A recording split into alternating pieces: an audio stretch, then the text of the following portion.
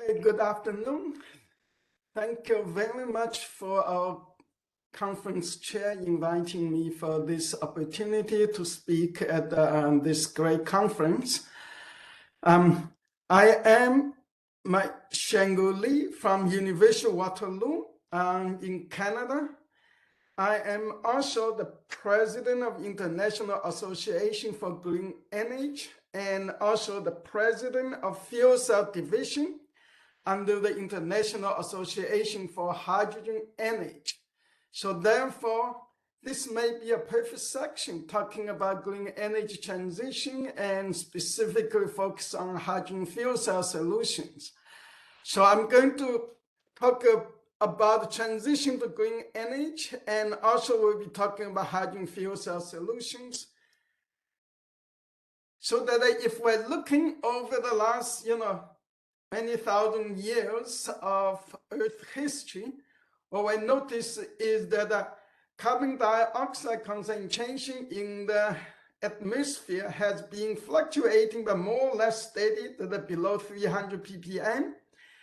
But if you're looking at the last half century or since the beginning of industrial age around middle 1800 or 19th century, that what we notice is that the atmospheric CO2 concentration has been increasing steadily and is reaching almost about 420 ppm. So you'll see a substantial increase in greenhouse gas concentration in our atmosphere, and that has kind of resulted into a global climate change. The global climate change, we can looking on over a spatial variation and over time variations. But with this, we realize is that increase of CO2 concentration in atmosphere leading to global, average temperature increase. And that's kind of projected by, 2100, that will be a significant global warming effect. But before then, the climate variability leading to extreme weather condition has given us a significant, trouble or damages to our environment, to our society, and economically to our, economic system. So therefore, we are kind of looking at a way to transition into a green energy. And green energy is the type of energy that has no negative impact on environment, economy, and society. And the way to achieve that, briefly, we may say that through energy diversity and using local energy resources. Okay, so that's what we're kind of looking at it. And if we are thinking about what green energy really means, the green energy or green energy systems really involve green energy policies, the green energy resources, and green energy carriers.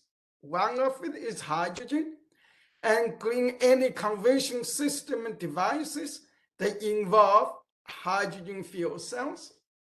And beyond that, we also need to look on the energy conservation and management, the energy, water, and food, the environmental interactions. And we need to look on energy system integration optimization. We're looking on all type of emissions, from the chemical, thermal, and greenhouse gas emission. They need to be, reduced or removed. And most important, energy economics. No matter what we do, the new energy technology we bring in that have to make economic sense, right? And so for the International Association for Green Energy, what we have been doing that under the association, we have been publishing International Journal Green Energy, and we have been organizing International Green Energy Conference.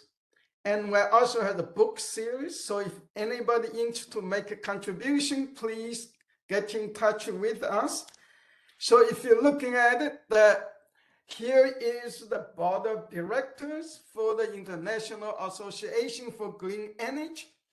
And over the last 2 years also, pandemics, we've been meeting bi-weekly, regularly, and sometimes even weekly to plot strategies for the association, increasing the activities, and also, to increase the impact. And if we're looking on some more specifics in the National Journal Green Energy, this journal has been conceptualized in year 2000 and then tech negotiation preparation.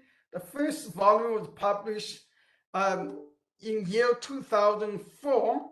And when initially published, we start with 4 issues, a year. And then gradually increasing until year 2017, 15 issues per year. And now we have already made a decision that starting next year in January 2023, there'll be no page limit anymore, meaning there's really no issue limit. So we're going to publish as many qualified papers as, peer review process can accept, okay? So that's Green Energy journals. And in terms of Green Energy conference, the first conference started in 2005 in Canada, and then they have been moving around the world. And the last 2 couple of conferences have been held virtual online due to the pandemic effect.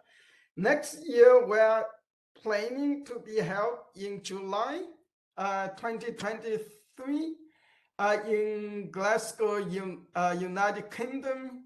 And at this moment, since pandemic still lingering, so we are planning for a hybrid conference. But hopefully most people are going to join on in person, on site. And also that we also have developed Green Energy Education Program. So one of the programs we are doing is at the University of Waterloo in Canada.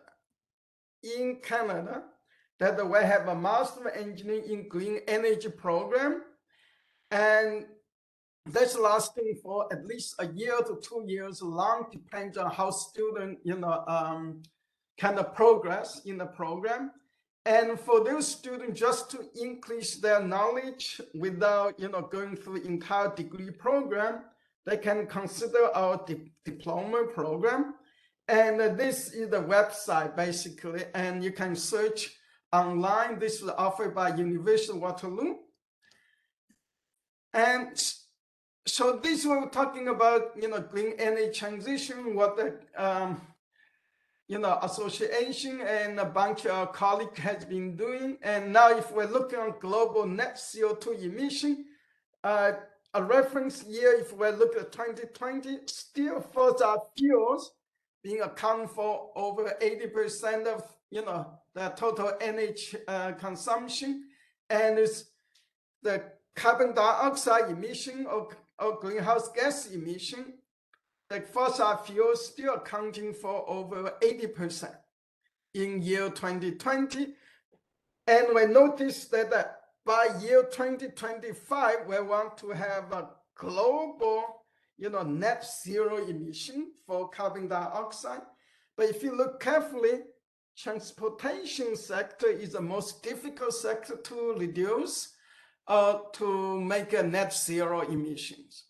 And even though at the year 2020, that's the, the size of circle represents the amount, relative amount of, total emission. But by year 2050, even they will achieve the net, global net CO2 emission and net zero, but still transport section still have substantial amount of CO2 emission. That's because transport is the sector that's the most difficult to decarbonize. So that's where we might looking into it. If we're looking on our traditional hydrocarbon fuel, really it's carbon and hydrogen in the molecule. And historically, if we look at the charcoal and the coal, it's almost 100% carbon in the molecule. Now, if we reduce the carbon content, increase the hydrogen content, or reduce, carbon in the fuel molecules, what eventually we got is that historically, if you look on the variation of the fuel or energy carrier, carbon content reduced to zero, so what's left is hydrogen. So that's where we're looking for the change of, development. And if we look on the hydrogen, hydrogen had been actually, recognized, correctly named back in 1783. The first internal combustion engine was invented and patented in 1804 using hydrogen as a fuel. And if you're looking on the variation till now, we are already at the 5th generation of hydrogen fuel cell technology, basically. Now, as we're talking about transport, the most difficult sector to decarbonize and change it to electrified, so that if you look at right now, big trucks and the buses, or heavy duty transport application, like it's in the early stage of using hydrogen fuel cells.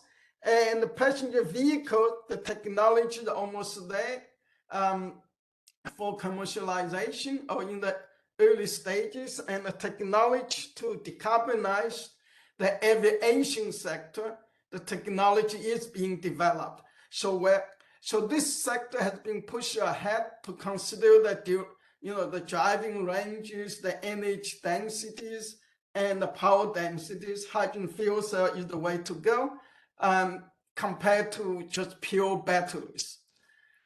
And the hydrogen sector has been, developing, and hydrogen fuel cells has been used for many sectors of heavy duty application right now. And if you're looking at it, there are many major companies in the world that have been developing fuel cell technology. And if you're looking at the most important component in fuel cell is the bipolar plate. Same thing in water electrolyzers, bipolar plate.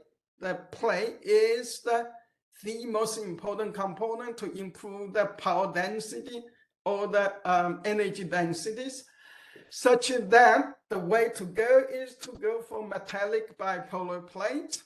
And if you're looking on what the worldwide fuel cell and hydrogen project has been already announced, by the year 2030, just looking on the bipolar plate manufacturing alone for fuel cell electrical vehicles, the market is it's substantial, almost $15 billion market there.